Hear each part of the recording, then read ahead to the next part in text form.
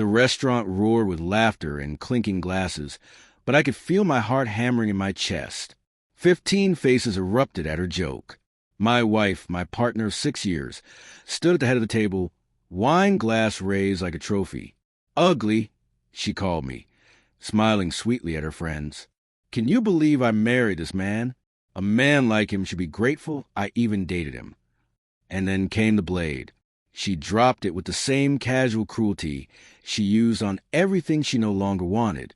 She dumped me right there, in front of everyone, handbag swinging over her shoulder, perfume trailing in her wake.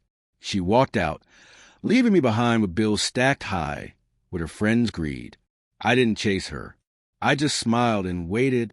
When I next saw her, she was radiant, fragile, or perhaps I was foolish enough to believe the fragility was real, not performance. She had debts then, credit cards, loans, the weight of a lifestyle she couldn't afford. I paid them. I told myself love meant sacrifice.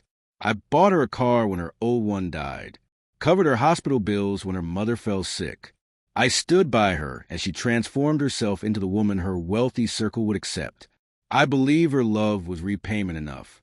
That belief was my mistake. Betrayal doesn't always whisper. Sometimes it screams. For months, I had noticed her laughter stop reaching her eyes when she looked at me. Her phone tilted away when messages lit it up at night. Invitations to dinners became rare. Girls' night stretched into dawn. Confirmation came 3 weeks before her birthday. An anonymous email arrived, pictures attached, her and one of her rich friends, the same circle that had laughed at me that night. My hand didn't shake. I closed the laptop and began planning. No arguing, no confrontation. I simply listened. Her voice betrayed her after wine. Careless confessions about their vacations, the jewelry she wore but claimed she bought herself. I quietly copied her passwords. She always used her dog's name with a number, too arrogant to change. I downloaded emails, screenshotted messages, bank transfers, photos, videos, enough to expose the full tapestry of her double life. Next, I reached out to her circle, the same friends who laugh with her but whisper behind her back. The rich have no loyalty. They smell blood. Piece by piece, I showed them the proof. They turned.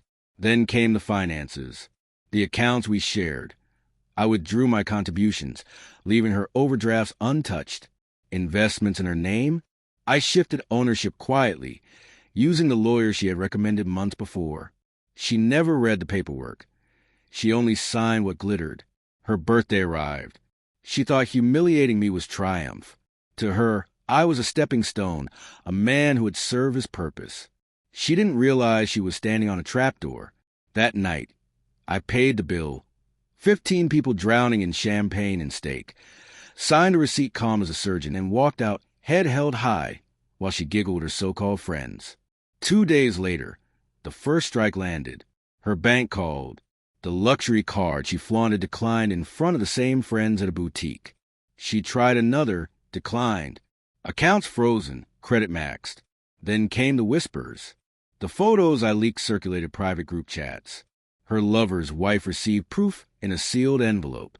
By week's end, his fortune pulled away from her like sand retreating from the tide. She ran to her circle for support. They turned cold. Invitations dried up. Doors closed. They had seen the evidence. They wouldn't drown with her. Then came the stage I enjoyed most. The apartment she thought she owned, adorned with gold accents and marble counters. Papers she had signed months ago revealed it was never hers. Eviction notice served. Locks changed. Piece by piece, I dismantled the empire she believed she had built on my shoulders. This morning, my phone lit up 139 missed calls. Her number, her mother's, even one of her so-called friends who had once sneered at me.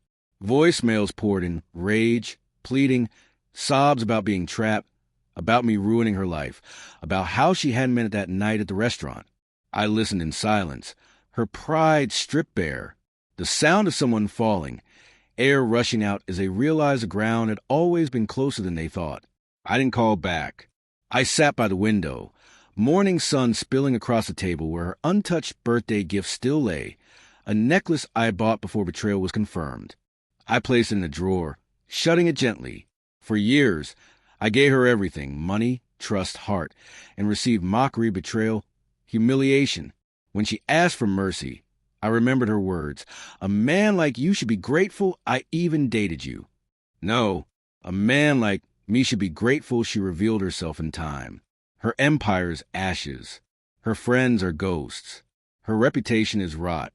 And I am free. They say revenge is best served cold. I prefer mine served silently with a smile. When the world finally collapsed on her, I didn't raise my voice. I only answered once with silence.